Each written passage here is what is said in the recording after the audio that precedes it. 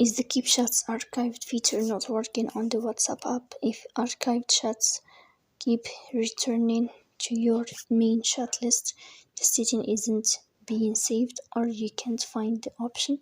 It can affect how you organize your conversation. In this video, I will show you how to fix Keep Chats archived on WhatsApp app. The first thing you have to do is to go to WhatsApp.